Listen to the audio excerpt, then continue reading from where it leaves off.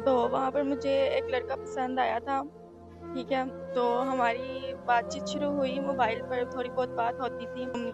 तो मैंने अपने घर में बात की, उसने भी अपने घर में बात की शादी के बारे में, लेकिन ना उसके घर वाले माने, ना मेरे घर वाले माने। तो उसने बताया कि मेरा घर भी वहाँ पास में ही है, तुम आ जाना, ट्रिप वाले चले जाएँगे तो तुम मेरे पास आ जाना, मैं तुम्हें वहाँ से पिक कर लूँगा। मैंने कहा ठीक है, मेरी फैमिली ने मेरी शादी के लिए कुछ पैसे जमा किए हुए हैं और मेरे लिए थोड़ा बहुत ज़ेवर रखा हुआ है। तो उसने कहा, अब तुम आ ही रही हो, उन्होंने तुम्हारे लिए ही वो सामान रखा है, तो तुम वो भी लेती आओ साथ, वो तुम्हारी ही भलाई के लिए ही होगा। तो मैं बहुत ज़्यादा परेशान हुई, फिर मुझे एहसास हुआ कि वो मुझे धोखा दे के जा चुका है। आपका जो सामान था, जो वो 5-6 तोले सोना था और आपके कपड़े थे और मोबाइल आपका था, ये सब कुछ किधर गया? फिर वो कहाँ है? अब यहाँ तो कोई नज़र नहीं आ रही चीज़। वो सब कुछ गाड़ी में ही था, वो सब कुछ साथ ले वो गया। लेके फरार हो गया। हाँ जी, वो सब कुछ गाड़ी में था, वो ले गया सब कुछ।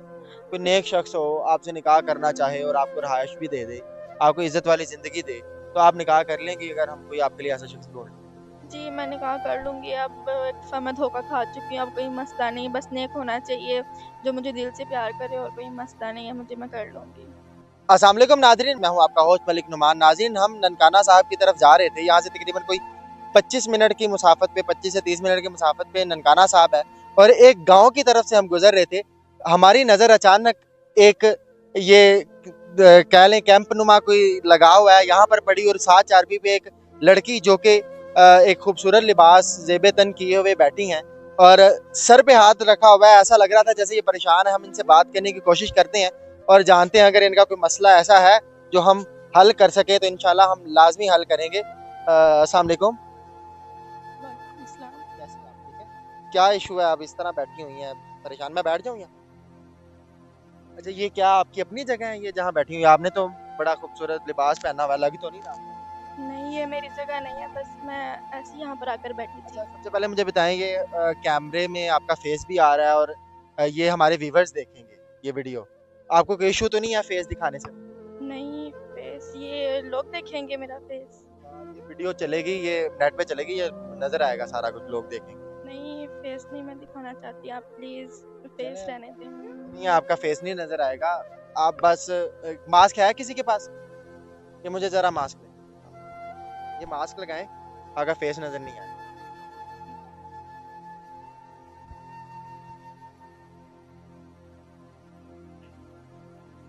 अच्छा, अब आप मुझे बताएं कि आपने टेंशन नहीं लेनी, ठीक है? आप बहन है हमारी, आपके साथ कोई भी इशू होगा, कोई भी मसला होगा, वो इंशाल्लाह हम कोशिश करेंगे हम हल करें। हमारा वीडियो बनाने का मकसद ही ये है, हमारे देखने वाले व्यूवर्स जो हैं वो आप जैसी बहनों की हेल्प भी करते हैं और उनका इशू भी हल करते हैं और हम अपनी तरफ से भी कोशिश करेंगे आपका मसला हल करें। आपने शुरू से लेकर एंड तक बताना है यहाँ पर क्यों बैठी हैं और आपका घर किधर है, या अगर यहाँ आसपास घर है तो आपके घर पे हम छोड़ आए आपको, या जो भी आपका मसला है वो हल करें। जी, मैं सरगोदा की रहने वाली, मैं वहाँ पर एक कॉलेज में स्टडी करती थी। तो वहाँ पर मुझे एक लड़का पसंद आया था, ठीक है? तो हमारी बातचीत शुरू हुई, मोबाइल पर थोड़ी बहुत बात होती थी, ठीक है? तो मैंने अपने घर में बात की, उसने भी अपने घर में बात की शादी के बारे में, लेकिन ना उसके घर वाले माने, ना मेरे घर वाले माने। तो फिर कुछ दिन बाद उसने फ़ैसला किया कि तुम घर से भाग आओ। तो मैंने कहा ऐसे कैसे? एकदम मैं बहुत ज़्यादा परेशान हो गई उसकी इस बात से कि ऐसे कैसे मैं घर से भागूँ अपनी फ़ैमिली को छोड़ के। तो फिर थोड़े दिन बाद ही मेरी कॉलेज का कुछ ट्रिप जाना था ननकाना साहब में। तो वहाँ पर फिर मैंने उसको बताया कि हमारा ट्रिप जा रहा है, तो उसने बताया कि मेरा घर भी वहाँ पास में ही है, तुम आ जाना, ट्रिप वाले चले जाएँगे तो तुम मेरे पास आ जाना, मैं तुम्हें वहाँ से पिक कर लूँगा। मैंने कहा ठीक है। तो मैं फिर वहाँ पर गई ये ट्रिप। लड़का आपका कॉलेज का क्लास फेलो? जी, क्लास फेलो ही था वो, मोबाइल पे और बातचीत वो शुरू वहाँ पर हुई। सरगोदा पढ़ता था आपके पास? वो मेरे साथ ही पढ़ता था, मेरी क्लासमेट था।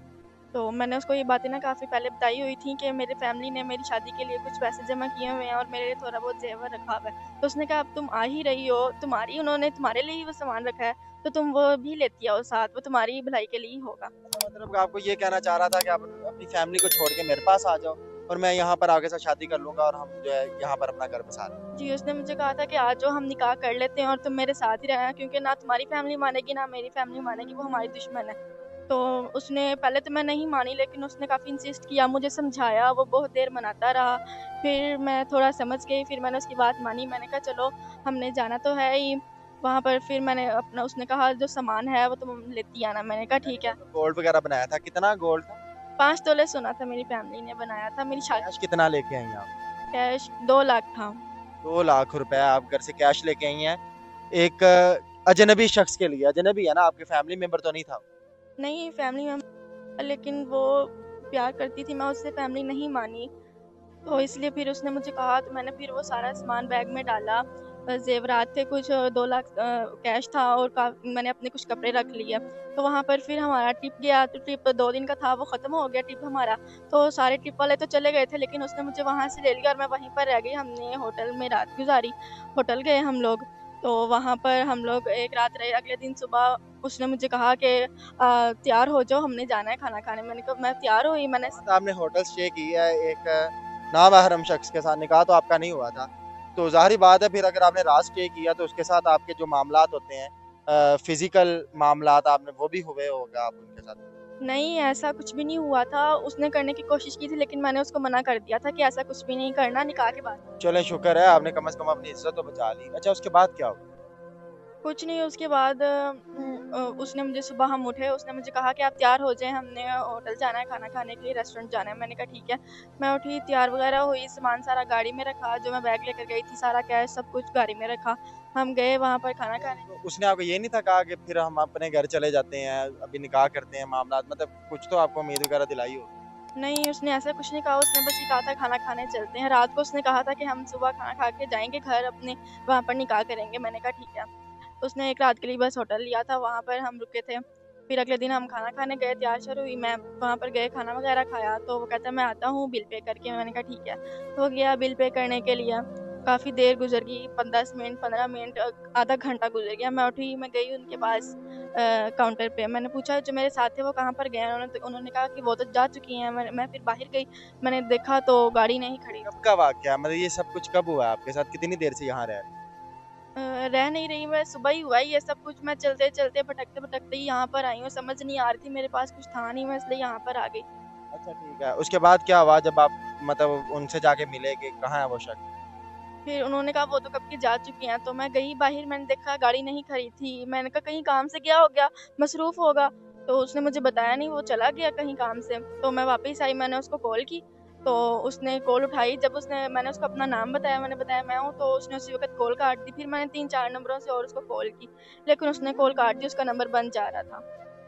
तो मैं बहुत ज़्यादा परेशान हुई, फिर मुझे एहसास हुआ कि वो मुझे धोखा दे के जा चुके हैं। आपका जो सामान था, जो वो 5-6 तोले सोना था और आपके कपड़े थे और मोबाइल आपका था, ये सब कुछ किधर गया? फिर वो कहाँ है? अब यहाँ तो कोई नज़र नहीं आ रही थी। वो सब कुछ गाड़ी में ही था, वो सब कुछ अच्छा, साथ मतलब ले वो गया। लेके फरार हो गए। हाँ जी, वो सब कुछ गाड़ी में था, वो ले गया सब कुछ। फिर मैं बहुत अभी ज़्यादा आपके पास क्या है? कुछ भी नहीं है, खाली? कुछ भी नहीं है, कुछ भी नहीं, सब कुछ गाड़ी में था।